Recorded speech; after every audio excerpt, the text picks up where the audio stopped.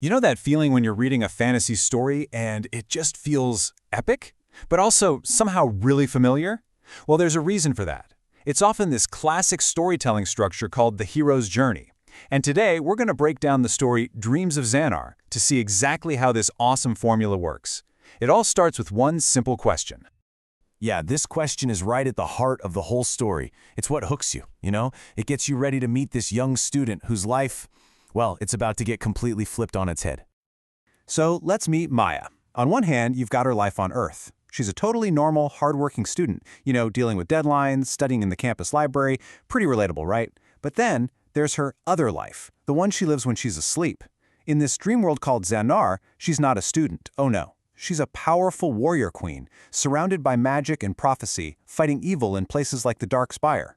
This massive contrast, this split personality almost, that's the core conflict that gets the whole story rolling. All right, so this brings us to the first part of any hero's journey, the ordinary world. It's pretty self-explanatory, right? This is where we see our hero just being normal. It's what makes them feel real to us. But you just know that's not going to last. That comfortable, normal world is about to get completely rocked by what's called the call to adventure. Now for Maya, this call isn't some magical letter delivered by an owl or a mysterious old wizard showing up. No, it's way more intense. Her dreams are literally bleeding into her waking life. The crazy battles she's fighting at night, they're not staying in her head anymore. Suddenly, these dark creatures from Zanar start popping up in her city. And then, the real kicker, a shadowy figure from her dreams attacks her on campus. I mean, talk about a wake-up call. The two worlds have officially collided, and there is no hitting the snooze button on this one. So, after a call like that, what's next? Well, the hero has to cross the threshold. That's the moment they leave their safe, familiar world behind and step into the great unknown. And let me tell you, this is the real point of no return. And you can't just cross into a new world alone, right? You need a guide, a mentor. And for Maya, that mentor is, wait for it, her mythology professor, Professor Lyra. And yeah, it becomes pretty obvious pretty fast that she knows a lot more than she's been letting on, especially when she's the one who steps in right after Maya gets attacked. So what does the professor reveal? The threshold isn't just a metaphor, it's a real place. A hidden portal anchor, a nexus connecting Earth and Zanar. And get this, it's in a secret room right under the campus library. It has been literally under her nose the entire time. That's the actual doorway to her new life. And if you thought that was a big reveal, hold on. Professor Lyra drops the real bombshell.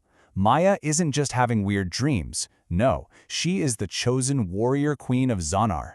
And those dreams, they're not fantasies. They're memories from her ancestors, like a built-in training program. I mean, can you imagine hearing that? Once that sinks in, Maya is all in. This isn't just about surviving anymore. It's about fulfilling her destiny. Okay, so Maya's accepted her destiny. Now what? We're heading into the next big phase of the journey. Tests, allies, and enemies.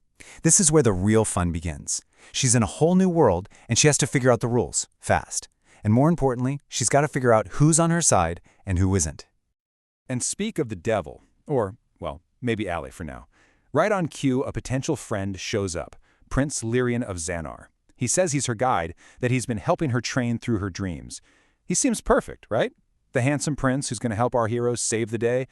But you know how these stories go. Things are almost never what they seem. And there it is, the big twist, and it comes straight from the prince's mouth. His goal was never to help Maya. It was to rule Zanar himself, with darkness. Wow. With just that one line, everything we thought we knew about him just gets thrown out the window. So yeah, the guy who is supposed to be her greatest ally, turns out he's her greatest enemy. Lyrian confesses he's the one who locked up Maya's own mother, the real queen, all so he could seize power. Suddenly, Maya's journey just got a whole lot more personal and a whole lot more dangerous.